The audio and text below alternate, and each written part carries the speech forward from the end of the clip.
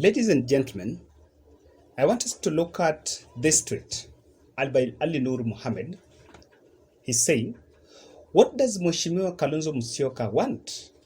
With less than 6 months to August 8th, August 9th polls, what are Kalonzo's interests, because it's hard to understand him at the moment? This is a reaction that came immediately after Kalonzo Musyoka held a press briefing to speak and to release what, according to him, was a Raila Kalonzo power sharing deal in 2017.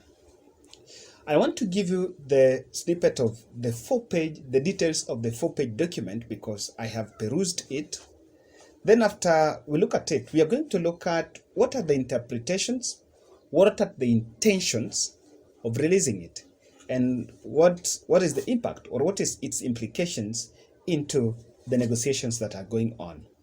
It's very interesting to understand that I think Kalonzo Musyoka wants to push out the Raila Central Kenya matrix so that he can be Raila Odinga's running mate. That will be it. And also, that document have been released, but it is in the prefix of a NASA coalition, a coalition that was defunct last year and Kalonzo Musyoka formed OKA. So guys, if you're watching this video and you haven't subscribed, I want to humbly request you to subscribe, click the notification bell so that whenever we publish a video, you will always be notified. Sit, relax, let's listen to what Kalonzo politics is all about. In the press briefing, he has actually made a statement that it was time to Raila either to choose to be a statesman, regional Democrat, or to defy that document. But in the event that he makes any of those choices, he will still remain a brother. But he's also keen that he's pushing for the grand coalition government with both Raila, Uhuru, and him. So that is what is really anchored on it. So guys, before I pen out, I try to maybe give you proposals from the document. I want you to listen to this press briefing by Kalonzo Musyoka before we look at the next bit of it. Sijui ni watu wa social media ama watu ambao last Sunday tukiwa Mombasa walisema nimefanya mashauri na Raila for 2 hours tamarind. It was not correct. It was actually not a correct thing. But we met over breakfast na nikampata pale Raila kwa simu asema, "Hey Steve, guess who is on the phone?" And I looked at it, it was Professor Makau Mutua. All right? That name, please underline that name. You may want to underline another name called Professor Kivutha Kibwana. At the time we signed this document, Kivutha Kibwana was a chair of WIPA. And I had to bring him in to witness. Okay? So that name is also important. Because a lot of people are going to have to answer integrity questions. So, tulikuwa tumekubaliana na Raila kwamba Makawa convened last Thursday. And the intention was yeye alete, ingawaje already is acted in breach. Alright? Alitangaza kwa Azimio rally in Kasarani kwamba yeye anamuunga mkono rafiki yangu Raila. Kwa dhati. Kwa hivyo karibu msimamo kulingana na document yenyewe. La hata hivi. So guys, that is Kalonzo talking. And if you look at the body language, it all tells you that he's looking calm, collected, he's not under pressure, and it was a well thought out thing. Then I don't know why he's saying that the other members do not know, but that is his personal statement. I want you to understand that that statement disassociates with the OKA. That is between him and Raila. So one thing is this, that if you look at the members that were there, Dan Maanzo, the Ukambani MP, the Makueni Senator, Makueni Senator Mtole Kalonzo Jr., and Kitui Senator Enoch Wambua. All these fellas are really the people that around Kalonzo Musyoka. So let's see. The first proposal there is that Raila was to be the presidential candidate in the NASA coalition and Kalonzo being the deputy. Then in 2022, Kalonzo was to be the candidate and Raila was supposed to support him irrespective of whether Raila wins the August 8th polls, the 2017 polls or not. Raila Odinga was supposed to share with him campaign resources. So what I don't understand that bit is that now if Raila was supposed to share with him campaign resources, was Raila doing fundraising alone so that he shares with him? That's also be a question that is also coming out now. One thing that is also here is on there, he's also revealing their power sharing deal, that Raila was, if in the event that Raila was to win, Raila was to be the president for 3 years, then the third year Raila would relinquish some of his roles in the presidency and focus on international duties, but that was not to be made public. So that was between the two of them. Is that one even a criteria of sharing presidency? Because the president is the symbol of national unity, and when you are there, you engage with different partners on board. I don't even think that that was practical, even if Kalonzo Musyoka is saying that. Then, thirdly, was that Raila was supposed to support him. So the question here is this, what is very open in that document is, if Raila was to support him, so was Raila to become his running mate? Or was ODM to present a running mate? But the point here is that ODM was not supposed to field a presidential candidate. And according to him, that is why he skipped the ODM NDC in Kasarani on Saturday, because he felt that it was in contravention of their deal with Raila Odinga. So that was there. Now, this deal was signed by Kalonzo, Kivutha Kibwana, and Makau Mutua. Kivutha and Makau Mutua, I understand they are all Kalonzo Musyoka's tribesmen. But then, Kalonzo is feeling like they have betrayed him and they have actually gone to endorse Raila Odinga. So, does he have an option? What are options on board? Now, the big question here is, why is he revealing this document? Why is he stating it? Because it is coming at a time where the negotiations between him, Raila, and Uhuru are going on, and he's stating that he wants them not to bury that document. However, there is something that this document is cutting a line. ODM, I think the ODM chairman John Mbadi once mentioned that ODM was not supposed to support Kalonzo, but to support other NASA principles. So it was only binding when NASA was there. That is according to ODM. But I think Kalonzo is releasing this to say that was Raila Kalonzo deal irrespective of the NASA deal. So NASA was not in it. Now guys, I want to state, in understanding what are the objectives of releasing this document. One, I think Kalonzo Musyoka are setting the grounds on a possibility of working out of a Azimio deal. The only question here is, in the event, because according to him, he wants Raila to support him for the presidency.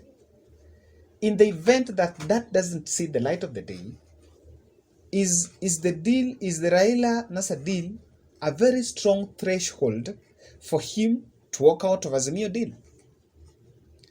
That is the only point he's putting. And people have actually argued that that one is the first thing he's putting on board.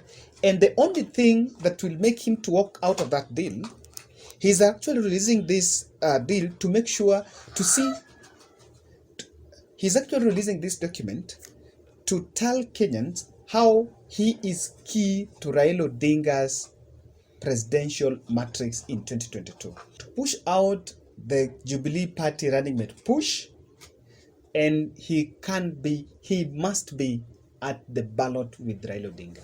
That is what Kalonzo is up for. If you ask me, that is what actually he's releasing this document to President Uhuru Kenyatta, not even to Raila. Raila already has this document, and whatever he's saying has been there. He's only upping his stakes so that he can be Raila Odinga's running mate. Now, that brings me to my point number 2, that Kalonzo is smartly putting up his case so that he can actually actually wants to push out Gideon Moi in a post-Raila deal. Now, this is what is happening. He actually mentioning that he wants these talks to be structured and to be open and everything to be laid open. The reason why this is to be laid open is because he is actually feeling like Gideon Moi and Uhuru are together. In any case, he just accepts a loose tight, a loose deal with at the deal with Raila.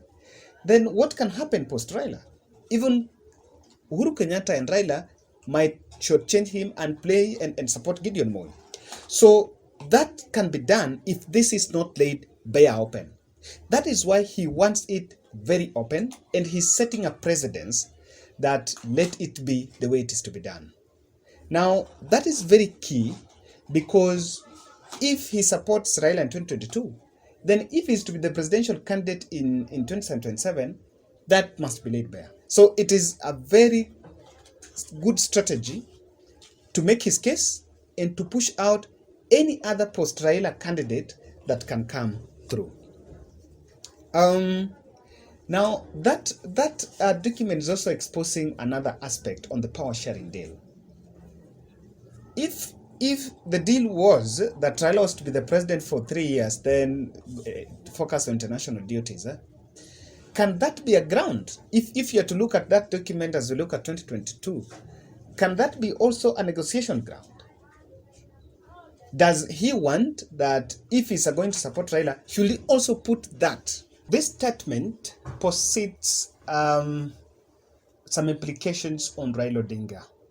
One, it also discredits, or rather, not let me say discredit, but it gives boost and it provides a fodder to Kenya Kwanza narrative on Raila Odinga, because Kalonzo is discrediting Raila in the public courts for disobeying, or rather being defiant of a deal they signed between the two of them. So this, in my own understanding, to some Kenyans or to the Ukambani people, it might be seen like it was time for Kalonzo, but Raila is the person that is now defiant of him. So to some extent, it also hurts Raila's credibility in the eye of Kenyans, and that's why I feel like Kalonzo Musyoka is providing a fodder to William Ruto to attack Raila Odinga, because if they are still to work together, did he look at the ramifications of this document, of letting this document the public space, to character assassinating Raila Odinga? That is something that I don't know whether it was given that precedence, where they actually saw that coming, because you've already defaced Raila as someone who is now not someone support you, but then is running away from the deal. Secondly, another thing that is also coming out is Kalonzo Musyoka wants the approach, or rather the agreement with both Raila and Uhuru to be, I don't know how public it is, because he also wants the church to be included. When he was making his public his press briefing, there was some church leader there who was actually given that document, and they even took photos saying how they want honesty to be it. So according to him, I think he's just learning from the past experiences where Makamu Tua and Kivutha Kibwana actually severed themselves from that deal, and now he wants to include more parties. He wants a holistic approach to coming up with this grand coalition, and you might give it to him because having looked at the past experiences. So guys, that is just a bit of what is coming up. But now it also the other thing is, he has exposed Kivutha Kibwana and Makau Mutua to the Kambani people as those are now people who do not support their own. So he wants to attract some sympathy from Ukambani, because the truth of the matter here is this: if he walks out of Azimio deal, the three governors seems to be grounded enough. They're grounded. So when you expose Kivutha Kibwana as someone who is also running away from a deal that was supposed to see him become president, he wants to dethrone the other three governors' influence from Ukambani, and the best way to do that is to enjoy himself to them as someone who is a victim of a deal that was not honored. So that will be it. But then this begs some questions here that I want us to look at. How will that deal hold if Raila Odinga did not win? And that's why he's going to lose it. That deal is going to backfire. That deal is simply going to backfire. And the reason why it's going to backfire is because even to Ukambani voters and Raila Odinga supporters across Kenya, it is in public that Raila Odinga did not win. And so that one is a narrative that Kalonzo Musyoka cannot win against Raila. Secondly, the NASA is not there. So that is it. Thirdly, has Kalonzo Musyoka put in place a very formidable presidential campaign machinery? Just on that ground alone, if he knew that he was supposed to be supported, Raila was just supposed to say Kalonzo Tosha. But he doesn't seem to be someone that has amassed the support. Or was it just supporting Kalonzo for the sake of supporting, but not looking at the dynamics, not looking at your preparation even to go and seek that seat? Let's use Ruto deal.